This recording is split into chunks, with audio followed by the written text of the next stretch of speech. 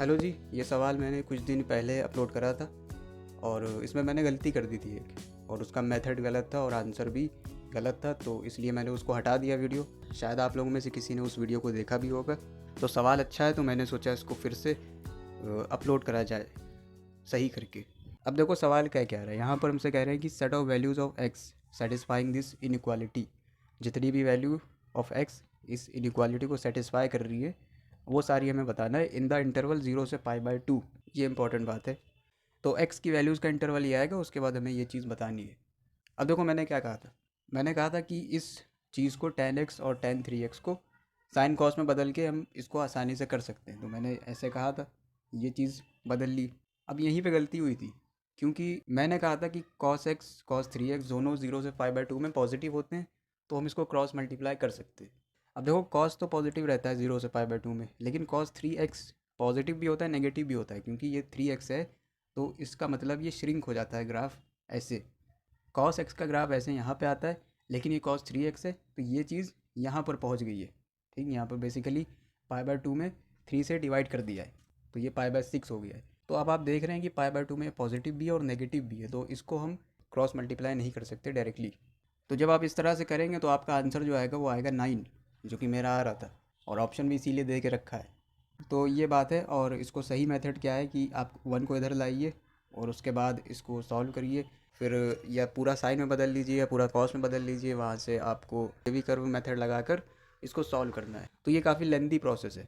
आसान प्रोसेस या फिर जल्दी हो जाने वाला प्रोसेस यही है कि आप tan 3x का यहाँ पर फार्मूला लगाएंगे, उसके बाद देखते हैं कैसे इसको प्रोसीड करना है। देखो अब ये करेक्ट अप्रोच है। tan 3x का फार्मूला होता है 3 tan x minus tan³ x divided by 1 minus 3 tan² x, और इस 1 को मैं इधर ले आया हूँ। अब यहाँ से एक काम करते हैं, tan x को t सब्सटीट्यूट कर देते हैं सिंप्लिसिटी के लिए। तो ये आ जाएगा आपका, ये अंदर इसको मल्टीप्लाई भी कर दिया तो ये चीज़ लिख दिए। अब इसको आप सॉल्व करेंगे तो कुछ ये आ जाएगा t⁴ डिवाइडेड बाय 3t² - 1। यहाँ से a² - b² आप लगा सकते हैं, जो आ जाएगा t² + 1 t² - 1, और नीचे t² - 1/3। बेसिकली 3 को मैंने कॉमन लेके हटा दिया है। अब देखो यहाँ से फिर से एक सब्सटीट्यूशन हम कर सकते हैं। लेट t² को y ले लेते हैं।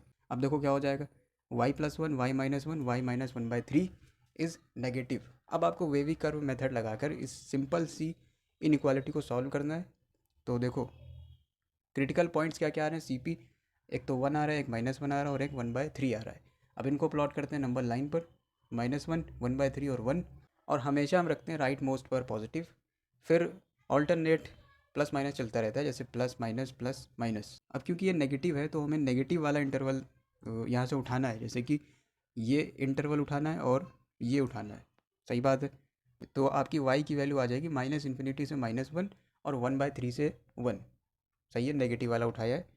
अब y की वैल्यू क्या थी, y को हमने कहा था t² है, मतलब कि y पॉजिटिव है, t² है, तो इसमें ये इंटरवल तो हट ही गया। तो इसका मतलब कि t की वैल्यू जो आ जाएगी, तो t² माना था ना, तो t की वैल्यू आ जाएगी 1/√3 और 1 रूट ले लिया है। सो t इसमें लाई कर रहा है। अब यहाँ से t की क्या वैल्यू मानी थी, शुरुआत में ही हमने देखा था कि t को हमने कहा था कि tan x है, तो रख दो t की जगह पर tan x। तो tan x जो है वो 1/√3 से 1 तक लाई कर रहा है, तो इसका मतलब x कहाँ तक लाई कर जाएगा, π/6 से π/4, क्योंकि π/6 पे ये वैल्यू होती है, π/4 पे ये वैल्यू होती है। सही बात है। तो x का इंटरवल आ गया a और b, मतलब कि ये a और b की वैल्यू आ गई है। अब हमें इसकी वैल्यू बतानी है, देख लो 36 b-a b है a और डिवाइडेड बाई पाई, यहाँ से आ जाएगा 1/12 और 12 3 ज़ा 36, तो 3 इसका करेक्ट आंसर है। 3 इज़ द राइट आंसर। तो ये मिस्टेक हुई थी जो मैंने बताई, और अब आप भी अलर्ट रह सकते हैं, ऐसी मिस्टेक किसी से भी हो सकती है। तो ये सब चीज़ों का ध्यान रखना पड़ता है। बाकी हम आपसे मिलते हैं अगले वीडियो में। Signing off.